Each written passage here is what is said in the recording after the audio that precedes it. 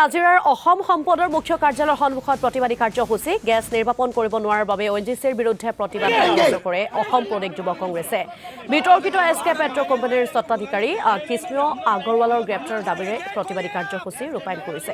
ইয়াৰ উপৰিও ক্ষতিগ্ৰস্ত ৰাজ্যক ক্ষতিপূৰণৰ দাবী জনাইছে অসম প্ৰদেশ যুৱ কংগ্ৰেছে। উল্লেখযোগ্য যে বিগত 9 দিন ধৰি ভটিয়াপৰত গেছ নিৰ্গমনে শংকিত কৰিছে সাধাৰণ ৰাইজক লগতে জীৱকুললৈ ভাবুকি আহি পৰিছে। তাৰ প্ৰতি লক্ষ্য ৰাখি এনেদৰে যথেষ্ট ক্ষুব্ধ হৈ পৰা দেখিবলৈ পোৱা গৈছে আৰু এনেদৰে হাতত বেনাৰ পোষ্টাৰ লৈ দেখা পোৱা গৈছে SK পেট্ৰৰ পাম্পৰ যিগৰাকী স্বত্বাধিকাৰী কৃষ্ণ আগৰৱালৰ বিৰুদ্ধে প্ৰতিবাদ সাব্যস্ত কৰিছে। অতি শীঘ্ৰেই গ্ৰেপ্তাৰ দাবী জনাইছে প্ৰতিবাদকাৰীসকলে।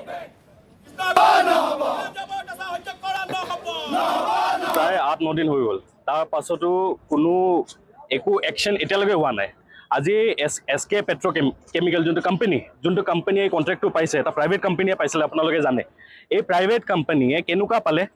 কাৰণ এই কোম্পানীটো ব্লেক লিষ্টেড কোম্পানী, এই কোম্পানীৰ পাছ ৰেকৰ্ড বহুত বেয়া। তাৰ পাছতো ইমান ডাঙৰ এটা কণ্ট্ৰেক্ট কেনেকুৱা পালে? এই কণ্ট্ৰেক্টটো পাইছে কাৰণ তেওঁৰ এজন প্ৰভাৱশালী মন্ত্ৰীৰ বিৰাটে ঘনিষ্ঠ তেওঁ, আৰু সেই লিংকতে তেওঁ এই ইমান ডাঙৰ কণ্ট্ৰেক্ট পাইছে। আৰু যিহেতু তেওঁ ইনএক্সপিৰিয়েঞ্চ এজন ব্লেক লিষ্টেড কোম্পানী হোৱাৰ কাৰণে আজি ইমান ডাঙৰ ইনচিডেণ্ট হৈছে, য'ত 3জনকৈ মানুহ হস্পিটেলত আছে, এজনৰ মৃত্যু হৈছে।